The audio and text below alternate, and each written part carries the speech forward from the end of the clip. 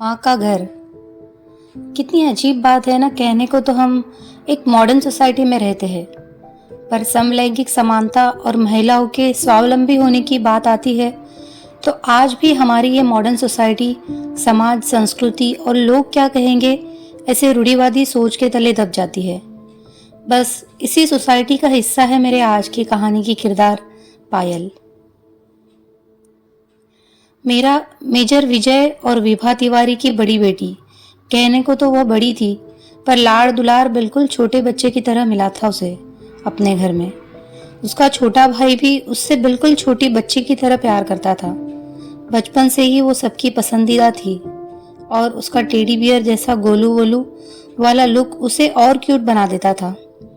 पापा की परी और माँ के दिल का टुकड़ा पायल एक परफेक्ट ऑलराउंडर थी। पढ़ाई, सिंगिंग, डांसिंग, डिबेट सब में अव्वल। बचपन से ही पायल ने यही देखा था और जाना था कि वो और उसका भाई दोनों ही अपने माँ बाप के लिए एक समान हैं। हाँ, अपने मोहल्ले में उसने इस तरह की बातें जरूर सुनी थी और देखी थी जहाँ लड़के और लड़कियों में भेदभाव किया जाता था, तो ये उसने अपने घर में कभी महसूस नहीं किया और नहीं देखा। शायद यही वजह थी कि वो अपनी फैमिली की बेस्ट नहीं बेस्टेस्ट मानती थी। सूर्यनगर जैसे छोटे शहर में रहकर भी उसे कभी ये महसूस नहीं हुआ कि उसे कोई सुविधा नहीं मिल पा रही या उस पर कोई पाबंदियां लगाई जा रही है। उसके कहने से पहले ही चीजें उसके सामने होती थी, चाहे वो पढ़ाई के लिए कंप्यूटर हो या अपनी सिंगिंग की हॉबी को फॉलो करने के लिए गिटार हो। उसके पापा अपनी लाडली को किसी चीज की कोई कमी नहीं होने देते थे। एक दिन पायल बेसब्री से अपने 12वीं के रिजल्ट का इंतजार कर रही थी। अपनी 12वीं की परीक्षा में उत्तीर्ण होकर पायल ने फिर से वो इतिहास दोहराया जो टॉपर पायल ने 10वीं में रचा था। घर में होली दिवाली जैसा माहौल था। रिश्तेदारों की बधाइयों की लाइन लगी हुई थी।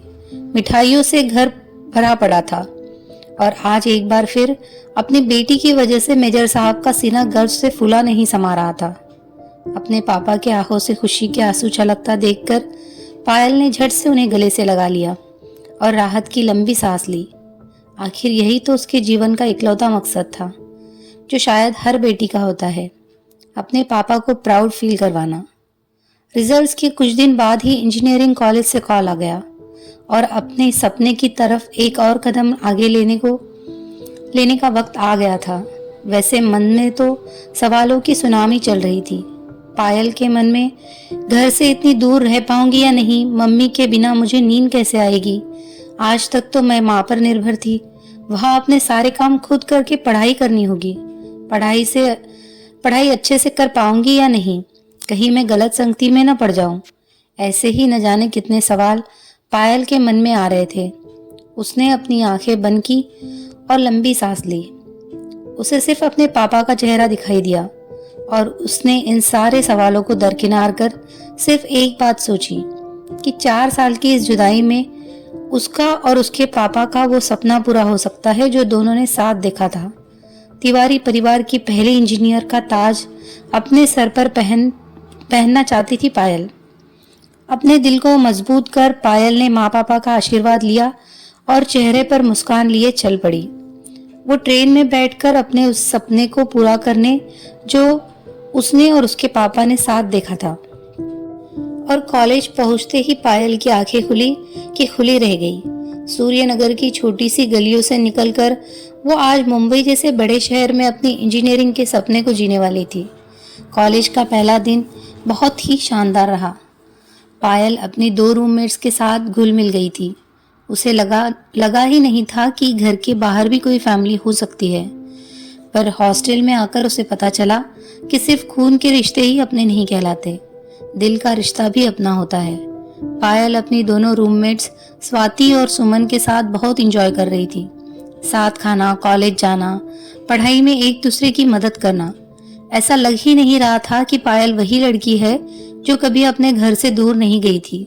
खैर, ये बात जानकर पायल के घर वालों को बहुत खुशी हुई कि वो हॉस्टल में अच्छे से एडजस्ट हो गई है और उसके घर वालों के बिना वो अकेला महसूस नहीं करती। और जैसा कि अब तक होता आ रहा था, कॉलेज में भी पायल ने पढ़ाई के मामले में वही परंपरा कायम रखी और हर एग्जाम में वो टॉप करती रही। बेटी का रिजल्ट अच्छा देखकर पायल के माँ बाप को अपनी बेटी पर और गर्व महसूस होता। पायल अपने माँ बाप को कॉलेज में बहुत रिजर्व रखती थी, न किसी से ज्यादा बातचीत, न ही ज्यादा दोस्ती। कॉलेज से हॉस्टल और रूममेट्स के साथ थोड़ी हंसी मजाक। अपने कॉलेज में पायल की छवि एक पढ़ाकू और कम बोलने वाली लड़की की थी। लोग अक्सर उसके पास तभी जाया करते थे जब किसी को कोई नोट्स चाहिए होता था। पायल अपनी इस छोटी सी दुनिया और दो दोस्तों सुमन और स्वाति के बीच बहुत खुश थी। और देखते ही देखते प्लेसमेंट का दिन भी आ गया। वो दिन जिसके लिए सभी स्टूडेंट्स हर सेमेस्टर में जी जान से पढ़ाई करते थे, ताकि एक अच्छी सी कंपनी में उनको नौकरी मिल जाए। और प्लेसमेंट्स के रिजल्ट्स फिर से ऐतिहासिक थे, हो भी क्यों ना। इस साल पायल जैसी होनहार लड़की जो प्लेसमेंट में बैठी थी, जो कि बचपन से ही रिकॉर्ड्स बनाने के लिए मशहूर थी, जहां बाकी स्टूडेंट्स एक ही कंपनी में नौकरी पाके फूले नहीं समा रहे थे, पायल के पास 3-3 कंपनियों के जॉब ऑफर थे। उसकी आंखों में पानी भर आया था। वो सपना जो पायल और उसके पापा ने साथ देखा था, साकार हो गया था। वो कॉलेज से दौड़ती भागती हॉस्टल आई और फोन करके जैसे ही ये खबर अपने पापा को सुनाई, मेजर साहब की खुशी का ठिकाना न रहा। उन्होंने पायल को जोर से शाबाशी देते हुए कहा, जियो बेटा। पायल को उसके दोस्त, क्लासमेट्स, प्रोफेसर और रिश्तेदार बधाई देते नहीं थक रहे थे। और देखते ही देखते अपनी डिग्री पूरी होते ही पायल को कंपनी से ज्वाइनिंग लेटर आ गया और फिर वो चल पड़ी अपने सपनों को और ऊंची उड़ान देने। माँ बाप खुशी से फूले नहीं समा रहे थे। आखिर बेटी इंजीनियरिंग साहब जो बन गई थी। अभी पायल ने पंख फैलाने शुरू ही किए थे कि तभी उसके लिए शादी का एक रिश्ता आ गया। ये बात चौंकाने वाली जरूर थी, पर उससे भी ज्यादा दुख इस बात का था कि उसे माँ बाप ने इसके लिए हामी भर दी थी। हालांकि सिर्फ नाम के लिए ही सही, उससे उसकी मर्जी पूछी जरूर गई थी, पर एक ऐसी लड़की जो हमेशा अपने माँ बाप की हाँ में हाँ मिलाती आई हो, वो यहाँ ना नहीं कर पाई।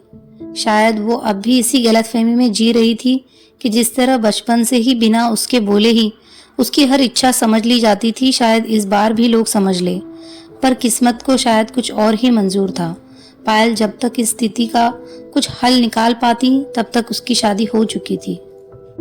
वो घर जो उसका सपना था, जहाँ उसका बचपन बीता था, जहाँ वो बड़ी हुई थी, वो घर अब उसका अपना न रहा। अब वो घर उसके माँ बाप का घर बन चुका था। और उसका ससुराल जो उसके लिए बिल्कुल नया था, एकदम अनजाना सा, ये सब अब उसका अपना हो चुका था। ये पहेली पायल के लिए अजीब तो थी, पर अब वो उसमें उलझती ही जा रही थी।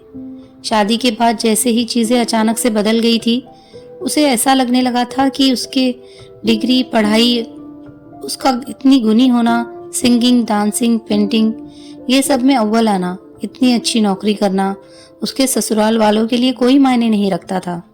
आज हम भले ही खुद को कितना ही मॉडर्न क्यों न कह ले, पर एक बेटी और एक बहू को कभी भी एक समान दर्जा नहीं मिल सकता। आज भी एक बहू चाहे कितनी ही गुणी क्यों न हो, उसका आकलन इसी बेसिस पर किया जाता है कि वो खाना कितना अच्छा बना सकती है, रसोई में निपुण है या नहीं, घर कितने अच्छे से संभाल सकती है। आज भी एक बहू की आमदनी से ज़्यादा ज़रूरी हमारे समाज के लिए यही है कि वो कितने कम पैसों में घर का खर्च चला सकती है, घर वालों का ध्यान और ज़रूरतों का ध्यान कितने अच्छे से रख सकती है। अगर एक बहू घर में सुबह सुबह सबसे पहले उठ जाए तो वो ही संस्कारी कहलाती है, और अगर न उठे तो माँ ने क्या सिखाया है कि ताने सुनने पड़ते हैं। सबसे बड़ी विडंबना तो ये है कि माँ का घर तो हर बच्चे का अपना घर होता है, फिर क्यों हमारे समाज में शादी के बाद लड़कियों को ये शिक्षा दी जाती है कि चाहे ससुराल में कुछ भी हो जाए, माँ की घर लौट के नहीं जा सकते। क्यों हमेशा रिश्ते की डोर को मजबूत बनाना और थामे रखने की जिम्मेदारी लड़कियों के मत्थे मढ़ दी जाती है। आज के लोग जब जेंडर इक्वालिटी की बात करते हैं तो हमेशा ये पहलू उनके एनालिसिस में शामिल क्यों नहीं होता। हमेशा पायल जैसी लड़की को सफर क्यों करना पड़ता है? क्यों अपने शादी से पहले एक लड़की अपने करियर, जिसे संवारने में उसने अपनी आधी जिंदगी गुजार दी, को अहमियत दे तो उसे ओवर एम्बिशियस होने के ताने क्यों सुनने पड़ते हैं? खैर, पायल के साथ भी कुछ ऐसा ही हो रहा था। ससुराल में लोगों की अपेक्षा के बोझ तले उसकी खुद की खुशी, उसका सपना दबता चला जा रहा था। जब भी वो अपनी भावनाएं पति से शेयर करने के बारे में सोचती तो पतिदेव के पास उसके लिए टाइम नहीं होता था। और अगर अपनी माँ या पापा से ये बातें करना चाहती, बेटी अब वही तुम्हारा घर है और उसी में खुश रहना सीख लो की सलाह मिलती थी। आखिर इस घुटन की जिंदगी से तंग आकर पायल ने एक दिन बहुत ही हिम्मत जुटाकर एक फैसला कर लिया कि अब नहीं, अब वो उस गलती को नहीं दोहराएगी जो वो बचपन से करती आई है। अब वो दूसरों को खुश करने के लिए नहीं, अपनी खुशी के लिए जिएगी। वही करेगी जो उसके मन को अच्छा लगे, जो उसके सपने हो। जिंदगी भगवान ने एक ही दी है और बहुत किस्मत से इंसान के रूप में हम धरती पे आए हैं। जब भगवान ने कोई बंधन में नहीं रखा हम इंसानों को, तो फिर क्यों हम खुद को बांध कर ये जीवन जीते हैं। पायल ने अपना सामान पैक किया और चल पड़ी अपने सपनों को साकार करने, हर बंधन को तोड़कर। अब वो रहेगी जो उसका घर हो, खुद का घर, न ससुराल और न ही माँ का घर, जिससे हर लड़की की न जाने कितनी यादें जुड़ी होती है, पर वो कभी उसका अपना नहीं कहलाता, कभी उसका अपना नहीं हो पाता। कभी कभी बस यही सोचती हूँ कि काश हम इतने मॉडर्न हो सके कि एक बेटी को कभी ये फील न हो और ना ही कभी ये सुनना पड़े कि वो घर जहाँ उसने जन्म लिया, पली बड़ी हुई, जीना सीखा और जीने का ढंग सीखा, वो सिर्फ माँ का घर है।